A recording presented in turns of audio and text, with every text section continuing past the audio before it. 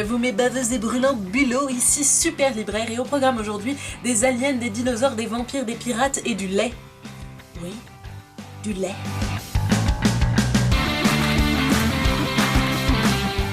Fortunately, The Milk nous raconte l'histoire de deux enfants qui se réveillent un matin et qui découvrent que, horreur, drame, il n'y a plus de lait dans le frigo.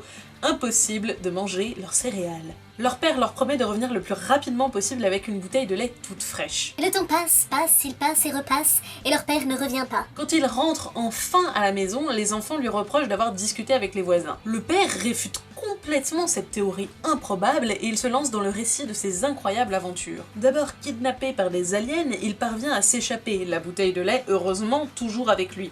Mais il tombe aux mains des pirates. Il est alors sauvé par un dinosaure qui parle et qui voyage dans le temps dans une montgolfière et rien que pour le kiff on va se refaire cette phrase, il est sauvé par un dinosaure qui parle et qui voyage dans le temps dans une montgolfière. Putain, c'est de la bonne!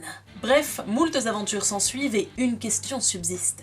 Le père parviendra-t-il à ramener la bouteille de lait saine et sauve à ses enfants? Quand je l'ai lu à sa sortie, ce livre a été un véritable coup de cœur. Je l'ai relu plusieurs fois depuis et j'ai même fait un dossier dessus pour la fac l'année dernière. Ce livre est juste parfait, brillant, génialissime, je sais même pas quoi dire de plus. Je vous dis à très bientôt, culturez-vous.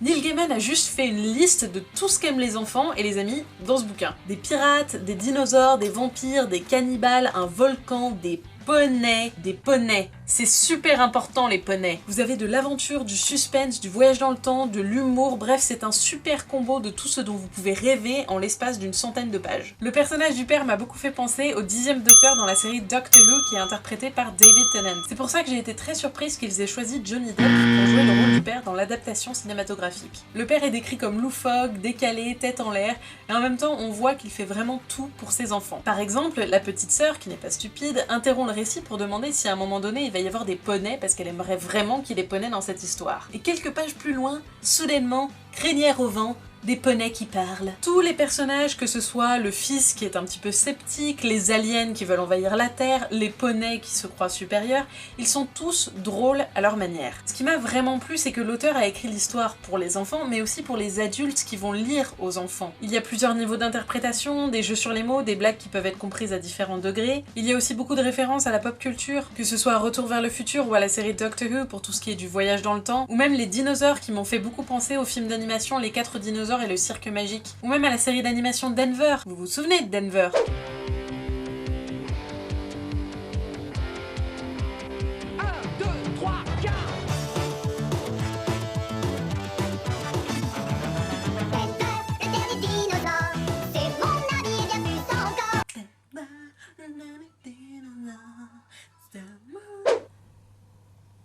Il y a même un moment qui évoque l'évolution de l'image du vampire dans la littérature. C'est donc une histoire très drôle et très intelligente qui plaira autant aux enfants qu'aux adultes. De Neil Gaiman, je n'avais lu que Stardust, dont j'ai préféré le film, étrangement, et Coraline, dont j'ai aussi préféré le film d'animation, donc je ne saurais pas parler de son écriture en général. Dans ce livre en particulier, ce qui est vraiment bien, c'est qu'il ne se prend pas la tête, il raconte juste une histoire. C'est simple, sans être simpliste, efficace, drôle. C'est aussi une écriture très orale, vous avez plein de whoosh, de bang, de typographie déformée, de mots écrits bizarrement. Tout est fait pour que les parents puissent donner le ton lorsqu'ils lisent l'histoire. Et ça, c'est que du bonus. Au niveau des illustrations, j'ai feuilleté rapidement la version française. Je vous avoue que les dessins m'ont un petit peu déçu, au sens où je trouve qu'ils reflètent pas assez la folie de l'histoire. L'édition britannique a été illustrée par Chris Riddell, qui est un auteur-illustrateur connu, reconnu et adoré par toute la sphère de la littérature jeunesse, mais que personnellement je n'aime pas trop. S'il vous plaît, ne tapez pas! Si vous pouvez l'obtenir, je vous conseille l'édition américaine qui a été illustrée par Scotty Young. Young est surtout reconnu pour son travail avec Marvel, et dans ce livre, il fait vraiment honneur au texte. J'ai particulièrement apprécié le fait qu'il n'y ait pas de couleurs dans les illustrations, et pour moi ça veut dire qu'on peut se permettre de jouer avec les enfants. On peut par exemple colorier les poneys comme on se les imagine. Des poneys!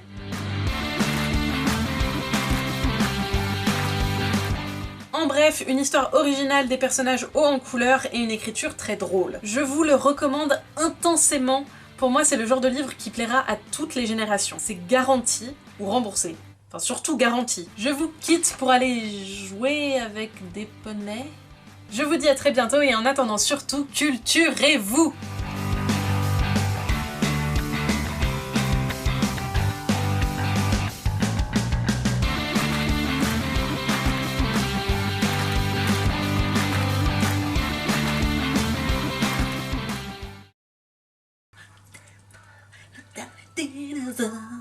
C'est mon ami et bien plus encore.